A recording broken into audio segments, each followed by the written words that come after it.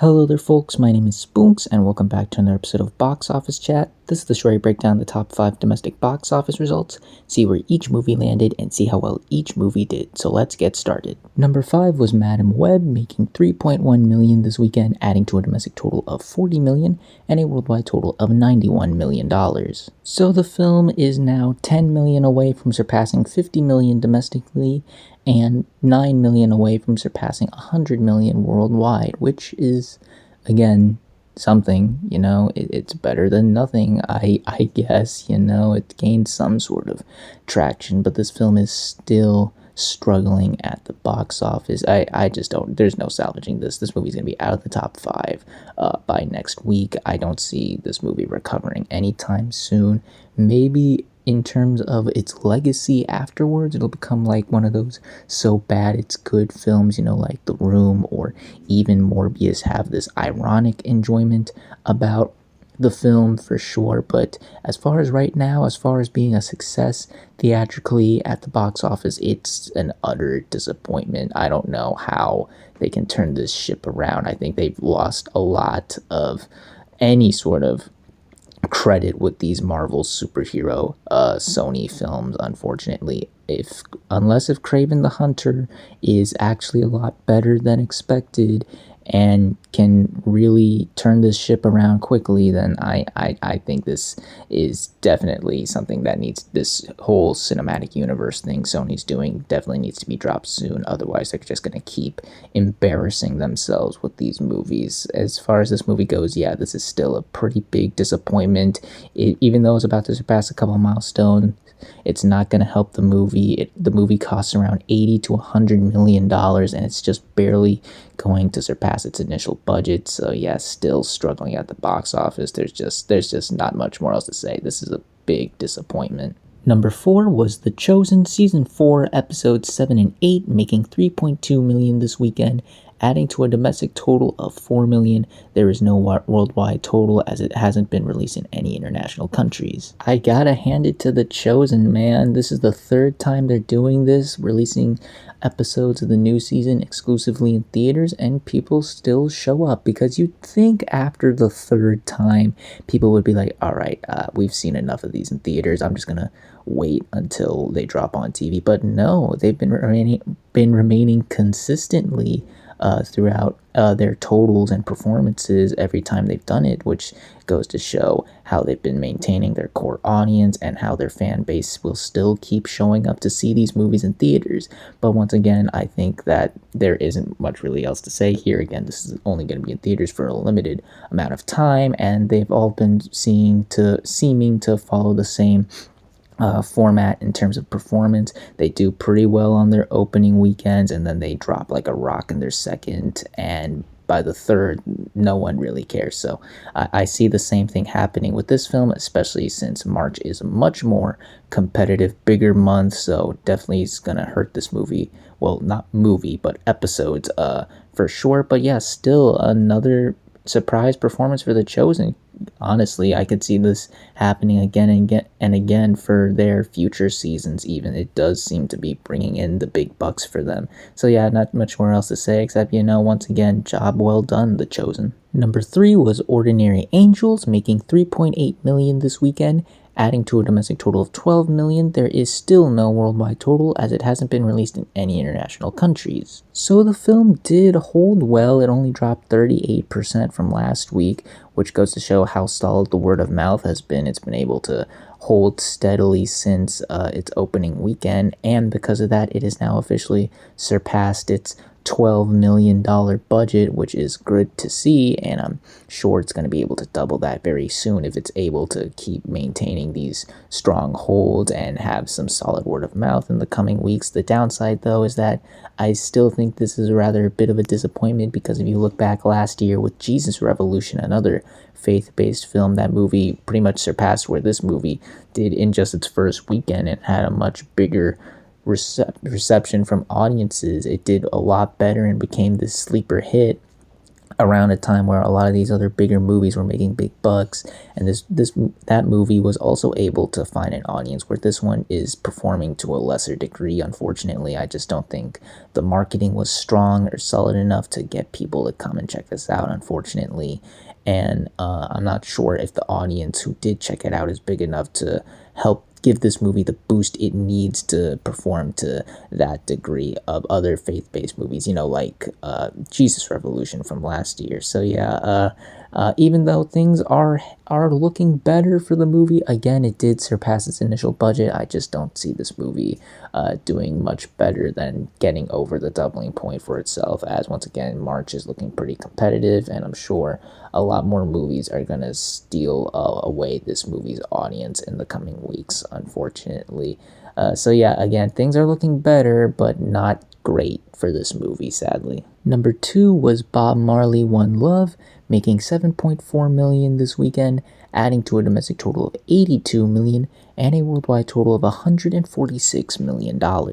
So not only has the film surpassed its initial $70 million budget domestically and now puts its domestic total less than $20 million away from the $100 million milestone, but it has also surpassed its doubling point worldwide, just putting it $4 million away from the $150 million milestone, which, given the time this video will drop, it will surely surpass that. So congratulations right there. And if it can continue to hold well in the coming weeks, put up a good fight, I can see this movie surpassing 200 million worldwide, just barely getting over that milestone. Again, March is looking pretty big and competitive, but yeah, still, for a $70 million movie, 200 million is not bad at all. Once again, this movie has just been a pretty big help to movie theaters right now. We have been in a pretty big dry spell these past few months. Yes, we had small successes, like Mean Girls and The Beekeeper, but everything else has just been doing terribly. So the fact that this movie has been doing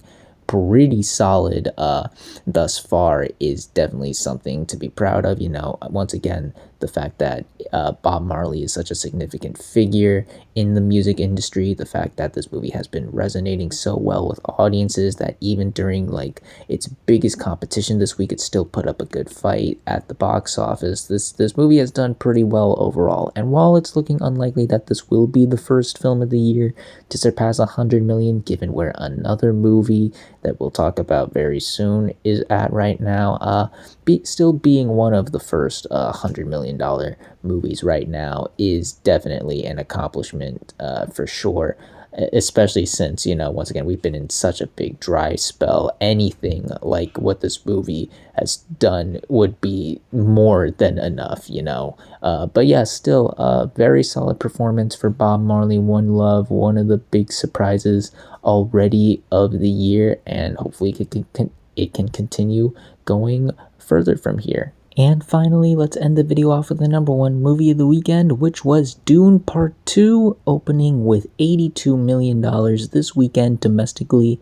and $182 million worldwide. This is the biggest opening of the year, topping Bob Marley One Love, Mean Girls, Argyle, and The Beekeeper. It is also Denis Villeneuve's biggest opening ever, topping the first Dune, Blade Runner 2049, Arrival, and Prisoners. It is also the 9th biggest opening ever for any movie released in March. So the movie gave us the big jump the box office needed right now. Yes, we had stuff like Beekeeper and Mean Girls doing modestly, and of course Bob Marley being a pretty solid hit, but this is definitely the movie, the big blockbuster to kick off the year pretty much. There was so much hype and anticipation for this movie. The buzz was all around this movie, and I think maybe the delay that the SAG-AFTRA strike caused this movie gave this a bit more of a boost, because now we had to wait a little longer, and so that anticipation built up more for sure, which is totally justified as what you want for any sequel to do. The audience grew with the first film. Many more people watched it after it released in theaters and on HBO Max since then, and once again, the appreciation and love for the first film really grew as the opening for this doubled that of the first film, which we put an asterisk over because it had a simultaneous release and was also released during worse circumstances. But even that, the fact that this movie was able to double that film's opening is incredible to see, especially for a sci-fi fantasy movie that takes place in its own world, as weird and unique as the world of Dune. The fact that it was able to generate this much interest in the general public is really awesome to see here. And it seems that the general public also really likes this movie. It got an A on Cinema Score, which is bigger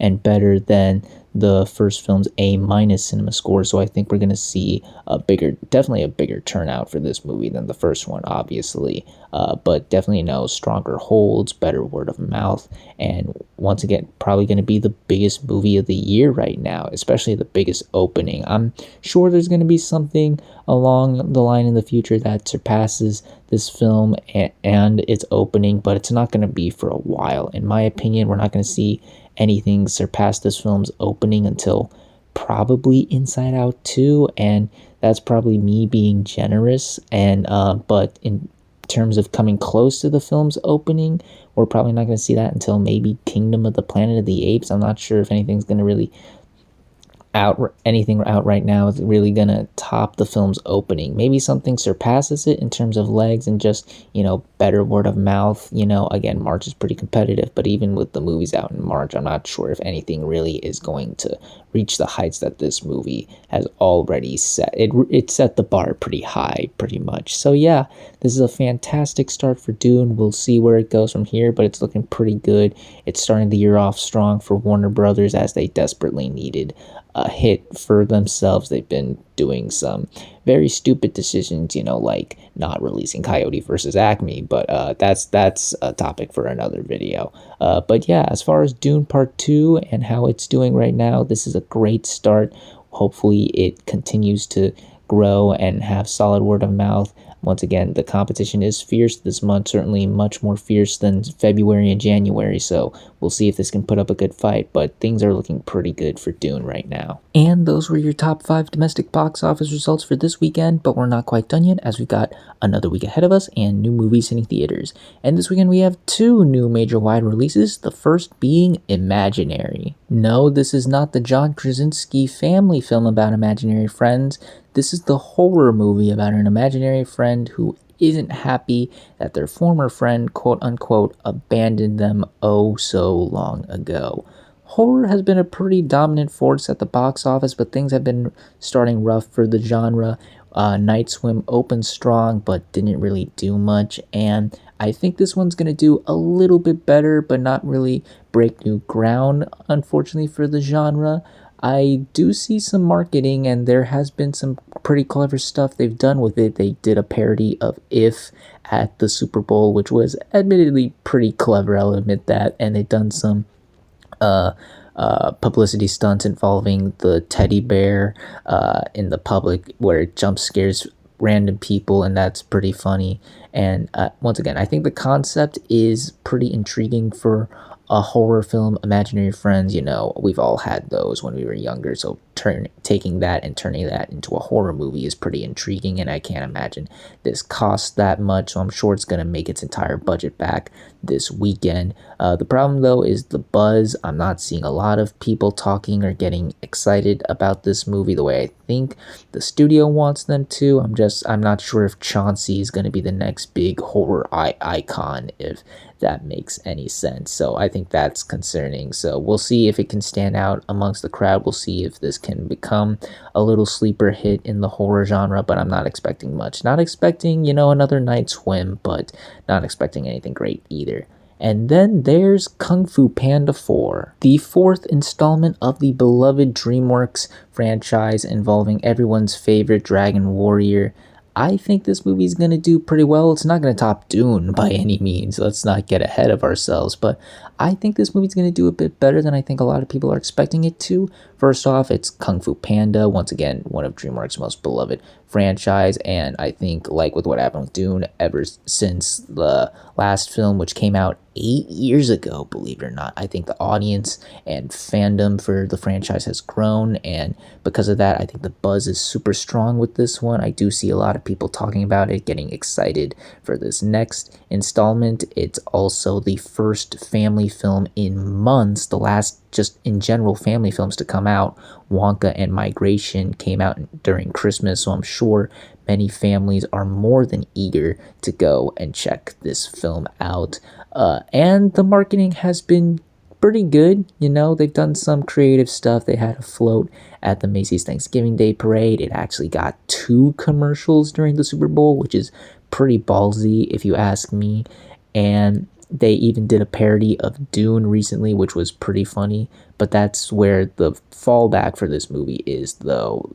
The marketing has just been good, not excellent. I don't think we're at Ruby Gillman territory here, because unlike that film, I've seen stuff for this movie, but the marketing has been noticeably lower than I think it should be. I see a couple commercials and advertising here and there, but not to the point where, like, I think, yeah, this movie is everywhere. You know, stuff like Trolls and Migration last year, those were marketed and pushed a lot more, I think, than this movie has, unfortunately. So I think that's the biggest addendum to this film, just the lackluster marketing for it, not seeing a lot of stuff. I'm seeing stuff for it, again, not like we're out of Ruby Gillman territory here, but you know, that the fact that they're not promoting it as much as I think they should is quite concerning. But other than that, I still think this movie's going to do a bit better than expected. I'm expecting, you know, not great things. I don't think we're going to reach the heights of the first film, but I definitely think we could see something better than the third film, at least. But we'll see how well this movie truly does, as well as the rest of the movies that land in the top 5 on the next Box Office Chat. And that's going to do it for this week's episode of Box Office Chat. What did you all think of the results? Were you satisfied, unsatisfied? Comment down below and let me know. If you like this video, hit the like button. If you like this channel, hit the subscribe button. Follow me on all those social media links right there. And until next time, everyone, stay sharp.